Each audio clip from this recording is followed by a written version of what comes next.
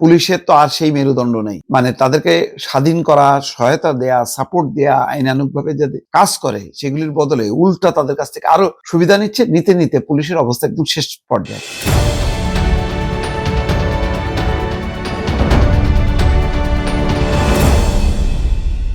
কিছুক্ষণ আগেই দেখছিলাম একটা খবর যে বানিয়াচং থানা কিন্তু আমরা পুড়িয়ে দিয়েছিলাম, এসআই সন্তোষকে কিন্তু জ্বালাই দিয়েছিলাম।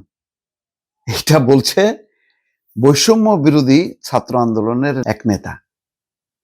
ভালো লাগলো যে সেই নেতাকে কিছুক্ষণ আগে ওসির সাথে বাগবিতণ্ডা, বৈষম্য বিরোধী ছাত্র আন্দোলনের জেলা সদস্য সচিব মাহাদি হাসান গ্রেফতার। কি বলবো আর, মানে এই যে বৈষম্য বিরোধী ছাত্র আন্দোলন একসময় এত বড় একটা ঘটনা ঘটার পর এটাকে 1 বছরও লাগলো না এটাকে পচায় এটার একদম শেষ করে ফেলছে। আর এর প্রভাব কিন্তু ওই যে তরুণ নেতারা যারা এনসিপি করলো তাদের উপরে যেয়ে পড়লো। এদের উচিত ছিল, আমি বারবার বলছি যে এই সংগঠনটাকে মৃত্যু ঘটায় তারা দল করতে যেয়ে কি বড় সর্বনাশ করলো। এটা আমি তো এখন বলি, হয়তো অনেকে মনে করেন যে আমি খুব এদেরকে স্বীকৃতি দিতে চাই না।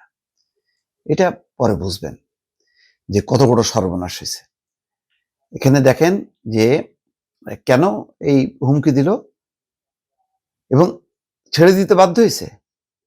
হবিগঞ্জে নিষিদ্ধ ঘোষিত সংগঠন ছাত্রলীগ নেতা এনামুল হাসান ওরফে নয়নকে আটকের 15 ঘন্টা পর বৈষম্য বিরোধী ছাত্র আন্দোলনের নেতাদের চাপে পুলিশ ছেড়ে দিতে বাধ্য হয়েছে।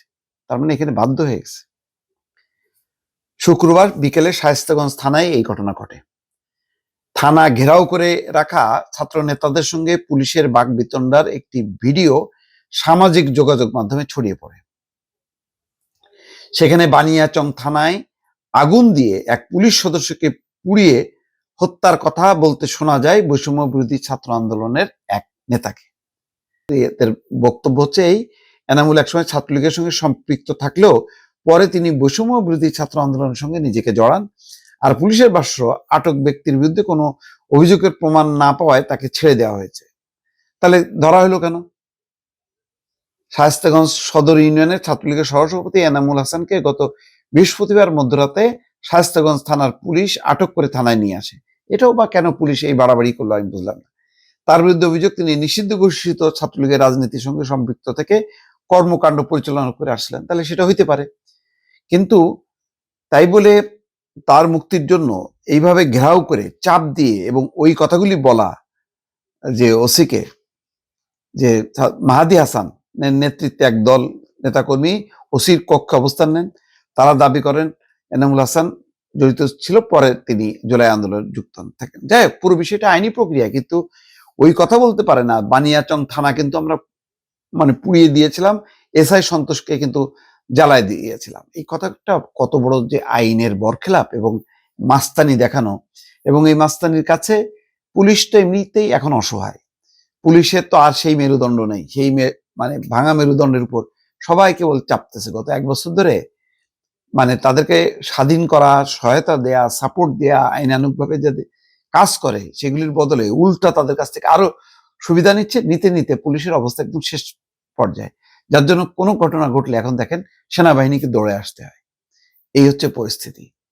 তো ভালো অ্যাকশন যে মাহাদি হাসানকে গ্রেফতার করছে। এটা এই অবস্থানটা, শক্ত অবস্থানটা সর্বস্তরে থাকা উচিত। এখন বিচ্ছিন্ন 2-1টা ঘটনা ঘটালে কিন্তু হবে না। আরো নির্বাচনের মাস, পুলিশকে আরো কঠিন কঠোর অবস্থানে থাকতে হবে। দর্শক ভালো থাকবেন, আল্লাহ হাফেজ।